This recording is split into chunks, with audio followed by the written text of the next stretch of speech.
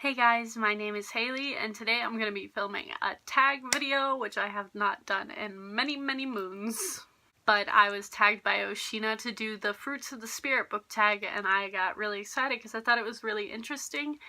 And this tag was originally created by Jessi, who I've also become obsessed with her channel, so I hope that you go check her out as well. I will leave those links down below, so let's just get right on into it because I'm excited. Number 1 is love. Name your top 3 favorite book couples. And I have to go with Buck and Chloe from the Left Behind series. If you've never read this, they are just the best, and I highly recommend this series even though there's a million books in it, but they're so good.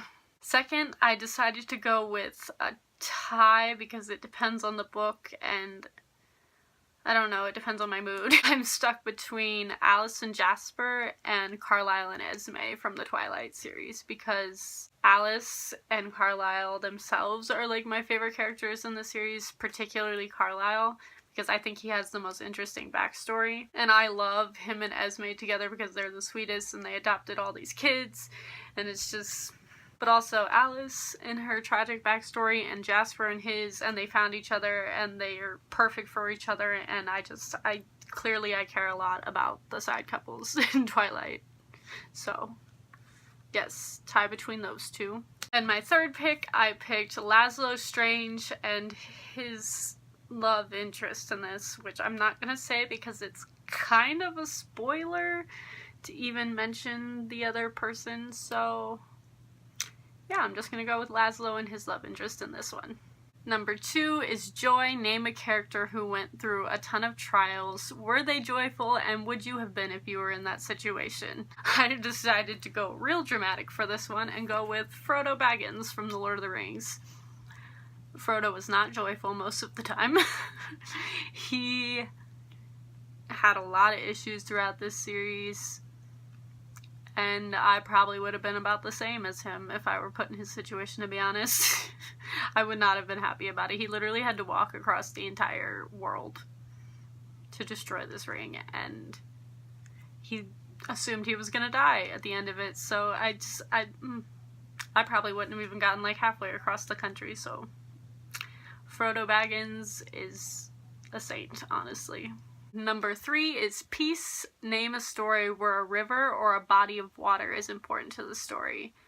This one was really hard, but I also get the reference of Peace Like a River. I'm assuming that's what it's referencing, even though I've never read that book. I decided to go with Monsters of Men by Patrick Ness. This is the 3rd book in the Chaos Walking trilogy, and if I'm remembering correctly, which I should because I read these books like probably 6 months ago or so, I believe a lake or an ocean or a big body of water plays a big part in the very end of this story and like the last scene, like big scene.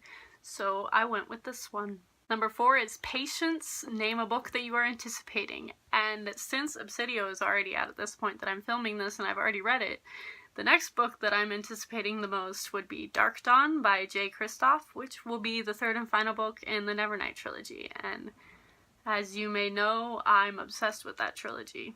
So I can't wait for that book to come out. Also, Muse of Nightmares by Laini Taylor, which is the sequel to Strange the Dreamer. Can't wait. Number 5 is kindness. Name a selfless character. I picked Bobby Pendragon. This is the last book in the Pendragon series. I'm pretty sure that's him.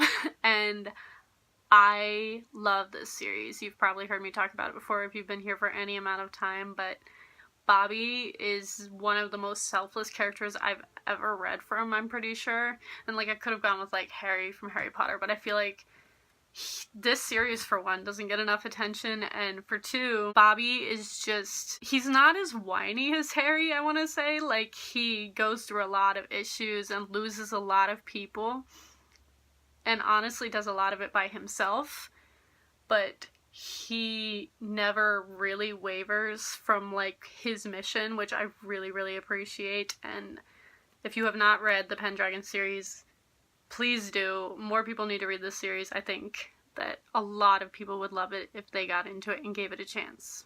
Number 6 is goodness. Name a plot twist that was so shocking you went, oh my goodness, which I think is a hilarious question, by the way. But I'm gonna go with Mistborn, The Final Empire by Brandon Sanderson, because the entire last 100 pages of this book just had me with my jaw on the ground, gasping and crying, and I was very emotional, and I said, oh my goodness, many, many times while reading this.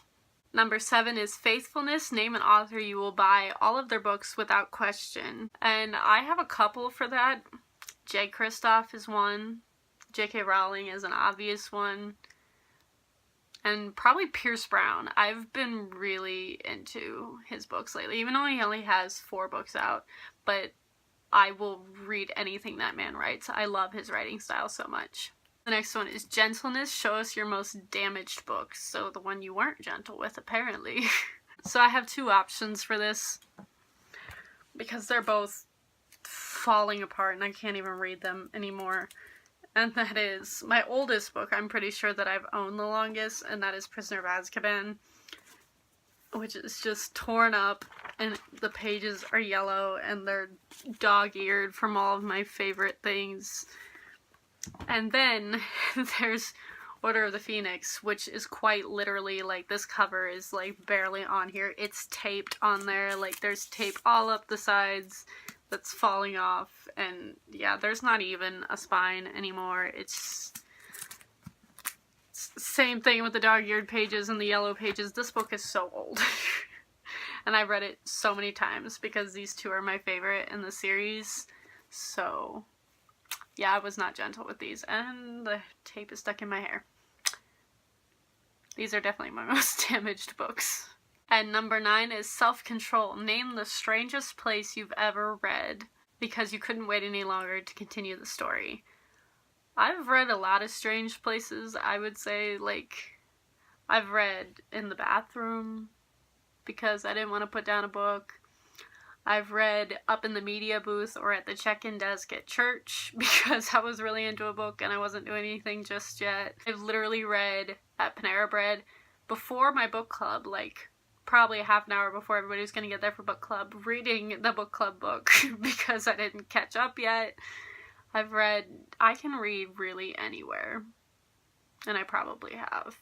But yes, those are all the questions. If you want to do this tag, please do it down below. And I also highly recommend you go check out Jessi's channel. I think she's hilarious. And I'm gonna tag someone, let me think.